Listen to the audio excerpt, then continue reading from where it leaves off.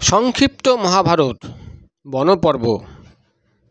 আজকের পর্বে রাজা মান্ধাতার অলৌকিক জন্ম বৃত্তান্ত।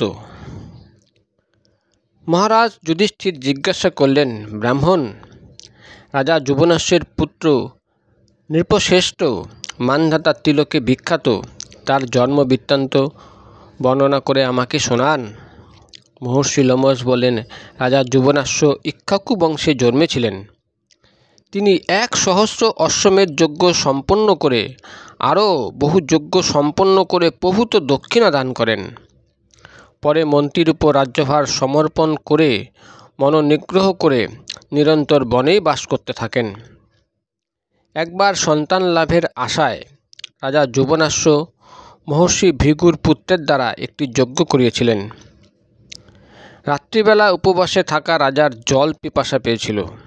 তিনি আশ্রমের ভিতরে গিয়ে জল চান, কিন্তু সকলেই রাত্রি জাগরণের ক্লান্তিতে এত গভীর নিদ্রায় মগ্ন ছিলেন যে কেউই তার কথা শুনতে পাননি।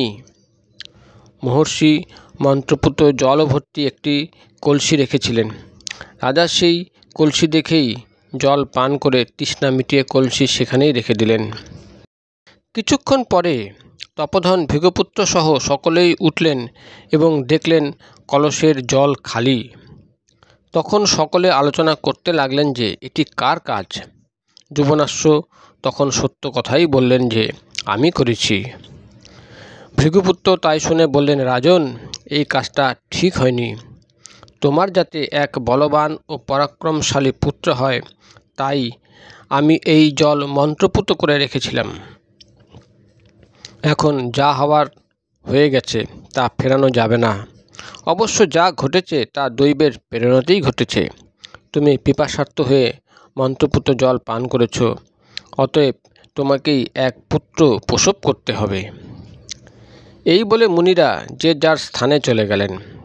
100 বছর পরে রাজার বাম দিকের উদর ভেদ করে সূর্যের ন্যায় এক দিব্য তেজস্বী পুত্র জন্মগ্রহণ করল।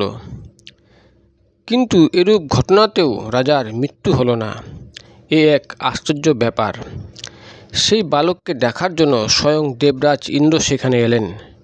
দেবতাগণ ইন্দ্রকে জিজ্ঞাসা করলেন, কিম ধাস্যতি, বালক কি পান করবে? তাতে ইন্দ্র তার মুখে তর্জনী ঢুকিয়ে বললেন, মাম ধাতা, অর্থাৎ আমার আঙ্গুল পান করবে। তাইতে দেবতারা তার নাম রাখলেন মানধাতা। তারপর তিনি ধ্যান করতে ধনুর্বেদ সহ সম্পূর্ণ বেদ এবং দিব্য অস্ত্র তার কাছে উপস্থিত হলো। সঙ্গে এলো আজকব নামক ধনুক, সিংহের তৈরি বাণ এবং অভেদ কবচ। তারপর স্বয়ং ইন্দ্র তার রাজ্য অভিষেক করলেন। রাজা মানধাতা সূর্যের ন্যায় তেজস্বী ছিলেন। এই পরম পবিত্র কুরুক্ষেত্র হলো তার যজ্ঞ করার স্থান। তুমি তার চরিত্র সম্বন্ধে জানতে চেয়েছিলে, আমি সেই মহত্বপূর্ণ বৃত্তান্ত জানালাম।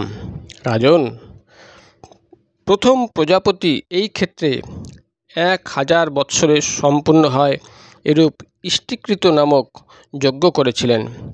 এখানে নাভাগের পুত্র রাজা অম্বরীশ যমুনা তীরে যজ্ঞকারীদের দশপদ্ম গাভী দান করেছিলেন এবং নানা যজ্ঞ ও তপস্যা করে সিদ্ধিলাভ করেছিলেন। এই দেশ হল নহুষের পুত্র পুণ্যকর্মা রাজা যযাতির।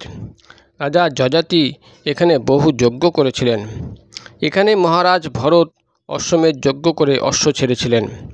রাজা মরুত সংবর্ত মুনির অধ্যক্ষতায় এখানে যজ্ঞ করেছিলেন।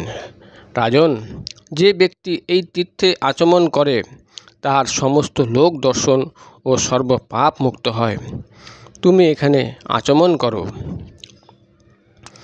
মহর্ষি লোমশের কথা শুনে মহারাজ যুধিষ্ঠির এবং ভ্রাতাগণ সকলেই স্নান করলেন। সেই সময় মহর্ষিরা স্বস্তিবাচন করছিলেন।